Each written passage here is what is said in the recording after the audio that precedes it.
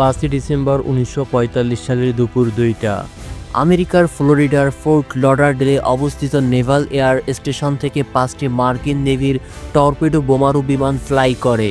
তারা যাচ্ছিল আটলান্টিক মহাসাগরের একটি রহস্যময় এলাকায়, যেটা আমরা সবাই চিনি বারমুডা ট্রায়াঙ্গেল নামে।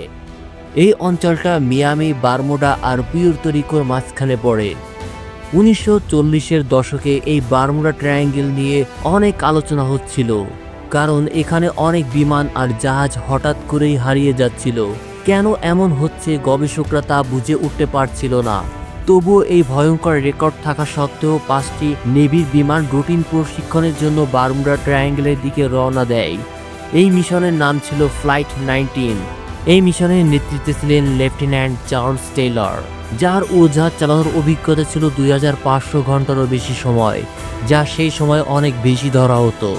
এত অভিজ্ঞ পাইলটের নেতৃত্বে যখন মিশন হচ্ছে, তখন তো মনে হয় কিছুই ভুল হওয়ার কথা না। ফ্লাইট 19-এর কাজ ছিল পূর্ব দিকে উড়ে গিয়ে হেনসন চিকেন নামে একটি প্রবাল প্রাচীরে প্রশিক্ষণের জন্য কিছু বোমা ফেলা। এরপর তারা উত্তর দিকে উড়ে যাবে গ্র্যান্ড বাহামা আইল্যান্ডের উপর দিয়ে, তারপর পশ্চিম দিকে ঘুরে আবার ফিরে আসবে ফোর্ট লডারডেলে।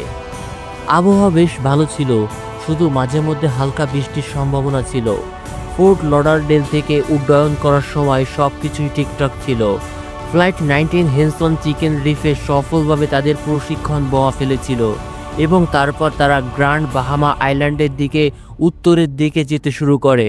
কিন্তু এই সময় থেকে শুরু হয় অদ্ভুত সব সমস্যা। বিকাল 3:45 অর্থাৎ উড্ডয়ন করার প্রায় 1 ঘন্টা 45 মিনিট পরে lieutenant Taylor fort Lauderdale flight টাওয়ারে যোগাযোগ করেন। তার কণ্ঠে উদ্বেগ ও বিভ্রান্তি স্পষ্ট ছিল। তিনি বলেন তিনি কোনো জমি দেখতে পাচ্ছেন না, অর্থাৎ তিনি গ্র্যান্ড বাহামা আইল্যান্ড দেখতে পাচ্ছিল না, এবং তার মনে হচ্ছিল যে ফ্লাইট 19 ভুল পথে চলে গেছে। ফোর্ট লডারডেলের ফ্লাইট টাওয়ার তখন রেডিওতে জিজ্ঞাসা করে, তোমাদের অবস্থান কোথায়? কিন্তু এরপরেই নেমে আসে নিস্তব্ধতা। সেদিন আকাশ পরিষ্কার ছিল, তাই ফ্লাইট 19 দূর থেকে দেখা যাওয়ার সম্ভাবনা ছিল। কিন্তু যখন ফোর্ট লডারডেলের গ্রাউন্ড ক্রু দিগন্তের দিকে তাকায়, তখন কোনো যুদ্ধবিমান চোখে পড়ে না। কয়েক মিনিট পরে লেফটেন্যান্ট টেইলর আবার রেডিওতে কথা বলেন, আমরা কোথাও কোনো জমি দেখতে পাচ্ছি না এবং আমরা কোথায় আছি এটাও নিশ্চিত নই। এয়ার টাওয়ার তখন আবার বারবার রেডিওতে যোগাযোগের চেষ্টা করে, কিন্তু পরবর্তী 10 মিনিটে কোনো উত্তর আসে না। অবশেষে ফ্লাইট 19-এর আরও একটি পাইলট রেডিওতে টাওয়ারের সাথে যোগাযোগ করে বলেন, আমরা পশ্চিম দিক খুঁজে পাচ্ছি না, সবকিছুই ভুল মনে হচ্ছে, সবকিছুই অদ্ভুত লাগছে, এমনকি সমুদ্র। এরপর আবার কিছুক্ষণ কোনো যোগাযোগ হয় না। হঠাৎ ফ্লাইট টাওয়ার জানতে পারে লেফটেন্যান্ট টেইলর তার দায়িত্ব আরেকজন পাইলটকে দিয়ে দিয়েছে, কিন্তু কেন সেটা তখনও জানা যায়নি। এরপর আবার আসে দীর্ঘ 20 মিনিটের নীরবতা। এবার ফ্লাইট 19-এর একজন পাইলট আবার রেডিওতে যোগাযোগ করেন, এবার একেবারে আতঙ্কিত অবস্থায়। তিনি বলেন, আমরা কোথায় আছি বুঝতে পারছি না, কিছুই পরিষ্কার নয়, সবকিছুই এলোমেলো লাগছে। তার ভাষ্য অনুযায়ী তারা সম্ভবত ফোর্ট লডারডেল থেকে 225 মাইল উত্তর পূর্বে অবস্থান করছিলেন। পাইলট কিছুক্ষণ অপ্রাসঙ্গিকভাবে কথাবার্তা বলেন, তারপর একটি ভয়াবহ বাক্য শোনা যায়, দেখছি আমরা হঠাৎ সাদা পানির মধ্যে ঢুকে পড়েছি, আমরা পুরোপুরি হারিয়ে গেছি। এখন ফোর্ট লডারডেলের ফ্লাইট টাওয়ার নিশ্চিত হয়ে যায় যে ফ্লাইট 19 চরম বিপদের মধ্যে পড়েছে, তাই তারা সঙ্গে সঙ্গে আরও 2টি উদ্ধারকারী সামরিক বিমান পাঠায় সমুদ্রে ফ্লাইট 19-এর শেষ জানা অবস্থানে। এই 2টি উদ্ধারকারী বিমান যখন উড়াল দেয়, 10 মিনিটের মধ্যে তারা ফ্লাইট টাওয়ারের সাথে যোগাযোগ করে, কিন্তু তারপর হঠাৎ তাদের সাথে রেডিও যোগাযোগ সম্পূর্ণভাবে বিচ্ছিন্ন হয়ে যায়। এখন মাত্র 30 মিনিটের মধ্যে 6টি বিমান ফ্লোরিডার পূর্ব উপকূলের উপরে সমুদ্রে রহস্যজনকভাবে নিখোঁজ হয়ে গেল। পরবর্তী দিনগুলোতে ইউএস নেভি এবং কোস্ট গার্ড একসঙ্গে অনেকগুলো জাহাজ ও বিমান পাঠায় এই ফ্লাইট 19 এবং সেই 2টি উদ্ধারকারী বিমানের খোঁজে। তারা আটলান্টিক মহাসাগর এবং উপসাগরীয় অঞ্চলে প্রায় 2.5 লক্ষ বর্গ কিলোমিটার এলাকা জুড়ে তল্লাশি চালায়, কিন্তু কোনো ধ্বংসাবশেষ বা প্রমাণ খুঁজে পাওয়া যায়নি। ফ্লাইট 19-এর 14 জন সদস্য এবং উদ্ধারকারী 2 বিমানে থাকা আরও 13 জন মানুষ, এদের কাউকে আর কখনো খুঁজে পাওয়া যায়নি। এই রহস্যজনক নিখোঁজ হওয়া কাহিনী ছিল বহু ঘটনার মধ্যে একটি, যা ঘটেছিল আটলান্টিক মহাসাগরের এক বিশেষ অঞ্চলে, বারমুডা ট্রায়াঙ্গেল নামে পরিচিত জায়গাটিতে। কিন্তু প্রশ্ন হলো কেন এই জায়গা, কেন এতগুলো জাহাজ ও বিমান, বিশেষ করে দক্ষ পাইলটদের নিয়ন্ত্রণে থাকা বিমান এখানেই নিখোঁজ হয়ে যায়। ফ্লাইট 19 নিখোঁজ হওয়ার কয়েকশো বছর পর তদন্তকারীরা বিশ্বাস করতে শুরু করেন যে সেই সময় পাইলটদের কম্পাস কাজ করছিল না। আসলে অনেক পাইলট ও নাবিক এই বারমুডা ট্রায়াঙ্গেল এলাকায় কম্পাস কাজ না করার অভিজ্ঞতা অর্জন করেছেন, যার ফলে বহু দুর্ঘটনা ও নিখোঁজের ঘটনা ঘটেছে। লেফটেন্যান্ট টেইলর সম্ভবত ভুলভাবে ভেবেছিলেন যে তারা তখন ফ্লোরিডা কিজের উপর দিয়ে উড়ছিলেন এবং পশ্চিমমুখী হচ্ছেন। তিনি ধারণা করেছিলেন যদি তারা উত্তর পূর্ব দিকে যায় তাহলে আবার ফ্লোরিডার মূল ভূখণ্ডে ফিরে যেতে পারবেন। কিন্তু বাস্তবে ফ্লাইট 19 তখন ফ্লোরিডা কিজে ছিল না, তারা ছিল গ্র্যান্ড বাহামা আইল্যান্ডের উপর, যা ওপর থেকে দেখতে কিছুটা ফ্লোরিডা কিজের মতন মনে হয়। এই বিভ্রান্তির মধ্যে টেইলর ফ্লাইট 19কে নির্দেশনা দেন উত্তর পূর্ব দিকে উঠতে, যেন ফ্লোরিডায় ফিরে যাওয়া যায়। এই ভুল ধারণার পেছনে কারণ ছিল শুধু টেইলরের কম্পাসই কাজ করছিল না তা নয়, বরং অন্যান্য পাইলটদের একই সমস্যা হচ্ছিল। উত্তর পূর্ব দিকে যাওয়ার সিদ্ধান্ত নেওয়ার কিছুক্ষণ পর ফ্লাইট 19-এর পাইলটরা বলেন যে তারা সঠিক পথেই ছিলেন এবং তাদের পশ্চিম দিকে ফিরতে হবে। টেইলর অবশেষে রাজি হন এবং ফ্লাইট 19 এবার পশ্চিমমুখী হয় ফ্লোরিডার দিকে ফিরে যাওয়ার জন্য। কিন্তু সমস্যা হলো তারা তখন এতটাই দূরে সরে গিয়েছে সমুদ্রের দিকে যে ফিরতে অনেক সময় লাগার কথা। ফ্লাইট 19 পশ্চিম দিকে উড়ছিল, কিন্তু কিছুক্ষণ পর টেইলর আবার সিদ্ধান্ত নেন উত্তর পূর্ব দিকে ফিরে যাওয়ার। ফলে ফ্লাইট 19 কার্যত কোনো নির্দিষ্ট গন্তব্য ছাড়াই এদিক ওদিক উড়ছিল আর ধীরে ধীরে জ্বালানি শেষ হয়ে যাচ্ছিল। ধারণা করা হয় শেষ পর্যন্ত তাদের জ্বালানি শেষ হয়ে পড়ে আটলান্টিক মহাসাগরে, আবাকো দ্বীপের উত্তরে এবং ফ্লোরিডার পূর্বে কোথাও বিধ্বস্ত হয় এবং সেই দুর্ঘটনায় 14 জন সকলেই মারা যায়। আর যে দুইটি উদ্ধারকারী বিমান ফ্লাইট 19কে খুঁজতে গিয়েছিল সেগুলোর ক্ষেত্রে কিছু প্রত্যক্ষদর্শী দাবি করেন তারা নাকি সেই দুইটি বিমানের শেষ মুহূর্ত দেখে ফেলেছিলেন। আশেপাশে থাকা কিছু জাহাজের যাত্রীরা জানিয়েছেন তারা দূরের সমুদ্রে একটা বিশাল বিস্ফোরণ দেখেছিলেন। যে ধরনের বিমান এই উদ্ধার অভিযানে পাঠানো হয়েছিল সেই বিমানের আগেও জ্বালানি লিকেজ সমস্যা দেখা গেছে, তাই ধারণা করা হয় মাঝাকাশে জ্বালানি লিক থেকেই এই বিস্ফোরণ ঘটে থাকতে পারে।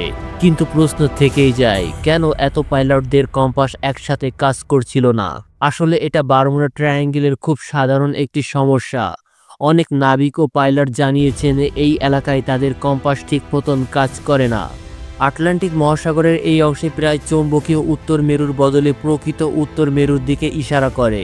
এই দুই মেরুর মাঝে প্রায় 1200 মাইলের পার্থক্য থাকায় দিক নির্ণয়ে বড় ভুল হতে পারে। অনেক গবেষক মনে করেন পানির নিচে এক প্রাচীন আগ্নেয়গিরির অবশিষ্ট অংশই এই সমস্যার মূল কারণ। এই আগ্নেয়গিরির মাধ্যমেই লক্ষ লক্ষ বছর আগে বারমুডা দ্বীপের সৃষ্টি হয়েছিল। এর ফলে সমুদ্রের তলদেশে প্রচুর পরিমাণে বাস্টাল সৃষ্টি হয়, যা গলিত লাভা ঠান্ডা হলে তৈরি হয়। এই বাস্টালের মধ্যে আছে প্রচুর আয়রন এবং ম্যাগনেটাইট, যা অস্বাভাবিক চৌম্বকীয় বৈশিষ্ট্য সম্পন্ন উপাদান। ম্যাগনেটাইট হলো পৃথিবীর মধ্যে প্রকৃতভাবে পাওয়া সবচেয়ে চৌম্বকীয় পদার্থ। ধারণা করা হয় বারমুডার আশেপাশে প্রায় 50 লক্ষ কোটি টন ম্যাগনেটাইট রয়েছে, যা ওই আগ্নেয়গিরি থেকে সৃষ্টি হয়েছে।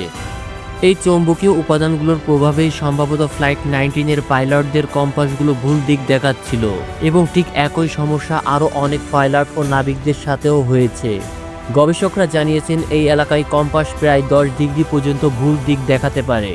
এই আগ্নেয়গিরির অবশিষ্ট অংশ বারমুডা থেকে প্রায় 200 মাইল পর্যন্ত ছড়িয়ে আছে, অর্থাৎ এই পুরো ত্রিভুজ এলাকায় চৌম্বকীয় বিভ্রান্তির সম্ভাবনা রয়েছে। তবে অনেকেই মনে করেন চৌম্বকীয় বিভ্রান্তি শুধুমাত্র একটি কারণ মাত্র। বারমুডা ট্রায়াঙ্গেলে বিমান ও জাহাজ হারিয়ে যাওয়ার পেছনে আরও অনেক রহস্যজনক কারণ আছে। আর একটি থিওরি বলছে এই এলাকায় মিথেন গ্যাস ব্লো আউট হতে পারে। মিথেন ব্লো আউট হলো এমন একটি ঘটনা যেখানে সমুদ্রের তলদেশ থেকে হঠাৎ করে প্রচুর মিথেন গ্যাস বেরিয়ে আসে। অনেকেই মনে করেন এমন হঠাৎ গ্যাস নির্গত হওয়ার কারণে একটি যাত্রীবাহী বিমানকে ধ্বংস করে দিয়েছিল, যেখানে 31 জন যাত্রী ছিলেন। এই বিমানের নাম ছিল স্টার টাইগার এবং এটি ছিল ব্রিটিশ সাউথ আমেরিকান এয়ারওয়েজের একটি বিমান। এই বিমান সংস্থাটি ছিল দ্বিতীয় বিশ্বযুদ্ধের সাবেক পাইলটদের তৈরি, যেটি ইউরোপ এবং দক্ষিণ আমেরিকার মধ্যে যাত্রীবাহী বিমান চালাতে শুরু করেছিল। স্টার টাইগার ছিল এমন একটি হাই কোয়ালিটি বড় যাত্রীবাহী বিমান যা আটলান্টিক পাড়ি দিতে সক্ষম। 1948 সালে 28 জানুয়ারি স্টার টাইগার লিসবন পর্তুগাল থেকে বারমুডার উদ্দেশ্যে রওনা দেয়। পথিমধ্যে বিমানটি সান্তা মেরিয়া দ্বীপে থামে জ্বালানি ভরার জন্য। সেই সময় আবহাওয়া রিপোর্টে বলা হয় আটলান্টিক মহাসাগরের উপর ঝড়ের আশঙ্কা রয়েছে। এই বিমানের ক্যাপ্টেন ছিলেন অভিজ্ঞ পাইলট ব্রেইন ম্যাকমিলান। তিনি ঝুঁকি না নিয়ে সান্তা মারিয়াতে রাত কাটানোর সিদ্ধান্ত নেন। পরদিন 29 জানুয়ারি ঝড় না থাকলেও বাতাস ছিল প্রবল। তারপরেও ক্যাপ্টেন ম্যাকমিলান সাহস করে বিমানে করে উড়াল দেন আটলান্টিক পাড়ি দিতে। তিনি সিদ্ধান্ত নেন মাত্র 2000 ফুট উচ্চতায় বিমান চালাবেন, যাতে করে উচ্চ স্তরের জোড়ো হাওয়া এড়ানো যায়। ক্যাপ্টেন ম্যাকমিলান রাতের বেলায় আটলান্টিক পাড়ি দিচ্ছিলেন স্টার টাইগার বিমান নিয়ে। রাত 3টা 15 মিনিটে তিনি বারমুডা এয়ার ট্রাফিক কন্ট্রোলের সঙ্গে যোগাযোগ করেন। এই রুটিন চেক ইনে তিনি জানান বিমানের বর্তমান অবস্থান এবং আনুমানিক অবতরণের সময়। তখন জানানো হয় স্টার টাইগার ভোর 5টার মধ্যে বারমুডায় পৌঁছাবে, অর্থাৎ তখনও প্রায় 2 ঘন্টা বাকি। এরপর রাত 3টা 50 মিনিটের দিকে বারমুডা এয়ার ট্রাফিক কন্ট্রোল আবার যোগাযোগের চেষ্টা করে, কিন্তু কোনো উত্তর পাওয়া যায় না। এরপর তারা কিছুক্ষণ অপেক্ষা করে আবার যোগাযোগের চেষ্টা করে ভোর 4টা 40 মিনিটে, যখন বিমানটির নামার কথা ছিল, তবুও কোনো উত্তর মেলেনি। এখন বারমুডা বিমানবন্দর থেকে জরুরি অবস্থা ঘোষণা করা হয়। বারমুডায় অবস্থিত ইউএস এয়ারফোর্স তাৎক্ষণিক স্টার টাইগারকে খুঁজে বের করার জন্য অনুসন্ধান অভিযান শুরু করে। ভোর 5টা পেরিয়ে গেলেও কোথাও দেখা মেলেনি ক্যাপ্টেন ম্যাকমিলান বা স্টার টাইগার বিমানের। এমনকি তাদের পক্ষ থেকে কোনো বিপদ সংকেতও পাঠানো হয়নি। এরপর বিশাল অনুসন্ধান অভিযান চালানো হয়, যাতে 26টি সামরিক বিমান অংশ নেয় এবং প্রায় 882 ঘন্টা ধরে আটলান্টিকের আকাশে অনুসন্ধান চালানো হয়। এই অভিযান 5 দিন ধরে চলে, কিন্তু কোনো ধ্বংসাবশেষই পাওয়া যায়নি। আগেও বলা হয়েছে, অনেকেই মনে করেন মিথেন গ্যাস ব্লোআউটই এই বিমানের রহস্যময় নিখোঁজ হওয়ার কারণ। এই ধরনের গ্যাস ব্লোআউটে সমুদ্রের তলদেশ থেকে হঠাৎ করে প্রচুর মিথেন গ্যাস উপরে উঠে আসে। এই গ্যাস সাধারণত মিথেন হাইড্রেট নামে জলের নিচে আটকে থাকে। যখন ভূমিকম্প হয়, পানির নিচে ভূমিধস ঘটে বা সমুদ্রের তলদেশে তাপমাত্রা বেড়ে যায়, তখন এই হাইড্রেট গলতে শুরু করে। এতে গ্যাস বেরিয়ে এসে জলের উপর এক ধরনের বিপর্যয় সৃষ্টি করে। যদি অনেক পরিমাণ মিথেন গ্যাস একসঙ্গে বের হয়, তাহলে তা জাহাজ এবং বিমান দুটোকেই ঝুঁকিতে ফেলতে পারে। জাহাজের ক্ষেত্রে যে সমস্যাটি হয়, মিথেন গ্যাস পানির ঘনত্ব কমিয়ে দেয়। এই অবস্থায় জলে তৈরি হয় ফেনার মতো এক ধরনের হালকা স্তর, যেটাকে বলা হয় ওয়াটার এরিয়েশন বা ফেনাময় জল। এই জল অনেক হালকা হওয়ায় জাহাজের ওজন ধরে রাখতে পারে না এবং দ্রুত ডুবে যায়। বিমানের ক্ষেত্রে যদি একসঙ্গে অনেক পরিমাণ মিথেন গ্যাস বাতাসে ছড়িয়ে পড়ে, তাহলে সেটা ইঞ্জিনে আগুন লাগিয়ে দিতে পারে। মিথেন গ্যাস অত্যন্ত দাহ্য এবং এটি বিমানের ইঞ্জিনে আগুন ধরাতে সক্ষম। তবে গবেষকরা বলেন, বিমানের সাথে এমন কিছু ঘটতে হলে সেটি অনেক নিচু দিয়ে উঠতে হতো, যাতে গ্যাস সরাসরি ইঞ্জিনে পৌঁছাতে পারে। কিন্তু ক্যাপ্টেন ম্যাকমিলান ইচ্ছাকৃতভাবে মাত্র 2000 ফুট উচ্চতায় উঠছিলেন, যাতে উচ্চতায় থাকা ঝোড়ো হাওয়া এড়িয়ে চলা যায়। এই কারণে বড় একটি মিথেন গ্যাস ব্লোআউটের সম্ভাবনাকেও উড়িয়ে দেওয়া যায় না।